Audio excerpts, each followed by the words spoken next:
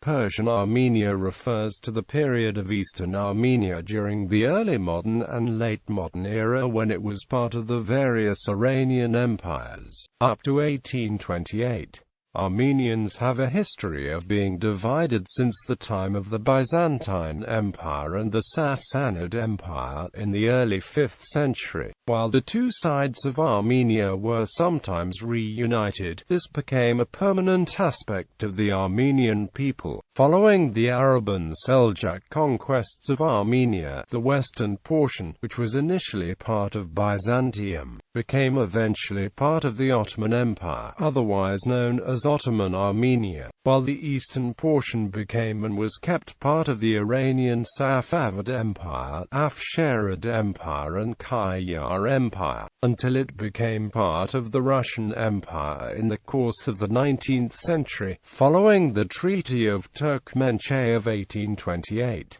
Safavid Empire. Due to its strategic significance, Armenia was constantly fought over and passed back and forth between the dominion of Persia and the Ottomans. At the height of the Ottoman-Persian Wars, Yerevan changed hands 14 times between 1513 and 1737. In 1604, Shah Abbas I pursued a scorched earth campaign against the Ottomans in the Ararat Valley. The old Armenian town of Julfa in the province of Nikhishevin was taken early in the invasion, for the Abbas army fanned out across the Araratian plain. The Shah pursued a careful strategy, advancing and retreating as the occasion demanded, determined not to risk his enterprise in a direct confrontation with stronger enemy forces. While laying siege to Kars, he learned of the approach of a large Ottoman army, commanded by Djegazadeh Sanar Pasha. The order to withdraw was given, but to deny the enemy the potential to resupply themselves from the land. He ordered the wholesale destruction of the Armenian towns and farms on the plain. As part of this, the whole population was ordered to accompany the Persian army in its withdrawal. Some 300,000 people were duly herded to the banks of the Araxes River. Julfa was treated as a special case. He entrusted its evacuation to a renegade Georgian prince, Han Istamazguli Bek. He told Julfa's residents that they had 3 days to prepare for deportation to Persia. Anyone still in town after those 3 days would be killed.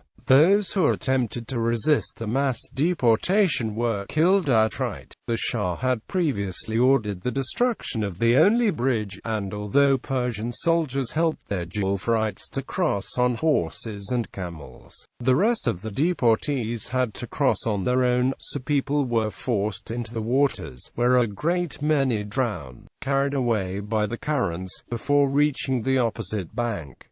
This was only the beginning of their ordeal. One eyewitness, Father Dagayan, describes the predicament of the refugees thus: "It was not only the winter cold that was causing torture and death to the deportees. The greatest suffering came from hunger. The provisions which the deportees had brought with them were soon consumed.